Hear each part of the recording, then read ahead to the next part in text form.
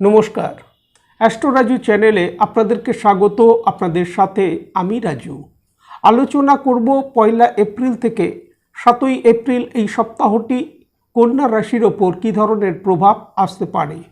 এই সপ্তাহে চন্দ্রমাকে গোচরে ধনু রাশি, মকর রাশি ও কুম্ভ রাশিতে ভ্রমণ করতে দেখা যাবে। ভিডিওটি শুরু করবার আগে আপনাদেরকে বলবো, যারা যারা অনুষ্ঠানটি দেখছেন প্লিজ চ্যানেলটিকে সাবস্ক্রাইব করতে ভুলবেন না, আর যারা যারা সাবস্ক্রাইব করছেন তাদেরকে আমার অসংখ্য ধন্যবাদ।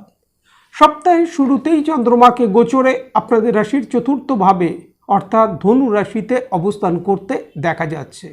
ধনু রাশিতে চন্দ্রমাকে গোচরে বুধবার ভোর 4:30 আগে পর্যন্ত অবস্থান করতে দেখা যাবে। এই সময় জাতকের মানসিক স্থিতির সাথে সাথে শরীর স্বাস্থ্যের ওপর খেয়াল রাখা উচিত, সাথে সাথে মায়ের স্বাস্থ্যের ওপরও এই সময় খেয়াল রাখা উচিত।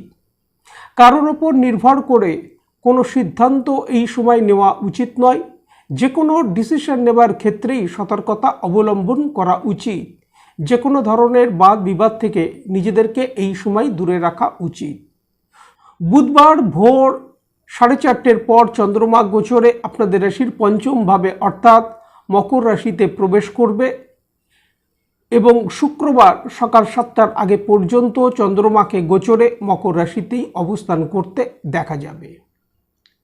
আর্থিক দিক থেকে এই সময় লাভপ্রাপ্তি আসতে দেখা যাচ্ছে, তবে বুধকে অর্থাৎ রাশির অধিপতিকে বক্রী হতে দেখা যাবে, যার কারণে এই সময় জাতকের মানসিক স্থিতির ওপর খেয়াল রাখা উচিত।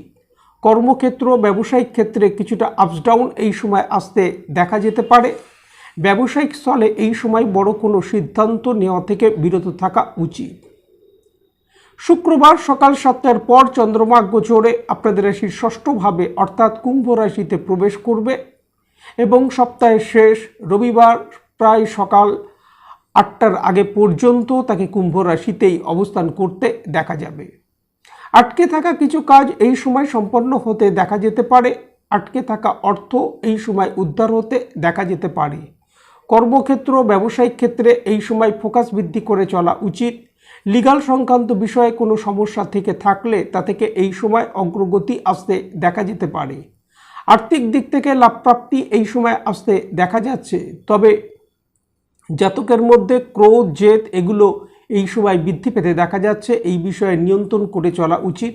জাতকের মানসিক স্থিতির ওপর কিছুটা খেয়াল রাখা উচিত এই সময়। দাম্পত্য জীবন, প্রেম, প্রণয়ের ক্ষেত্র থেকে একটা স্বাভাবিক রেজাল্ট এই সময় আসতে দেখা যাচ্ছে। বিদ্যার্থীদের বিদ্যাক্ষেত্র থেকেও একটা স্বাভাবিক রেজাল্ট এই সময় আসতে দেখা যাচ্ছে। শরীর স্বাস্থ্যের ক্ষেত্রে পেটের সমস্যা, লোয়ার ব্যাক পেইন, কোল্ড কফ এই জাতীয় সমস্যার প্রকোপ কিছু কিছু ক্ষেত্রে এই সময় আসতে দেখা যেতে পারে। এই সময় প্রত্যহ ভগবান গণেশজির যদি আরাধনা করা যায় তা থেকে যথেষ্ট লাভ প্রাপ্তির সম্ভাবনা। আজ এই পর্যন্ত। নমস্কার।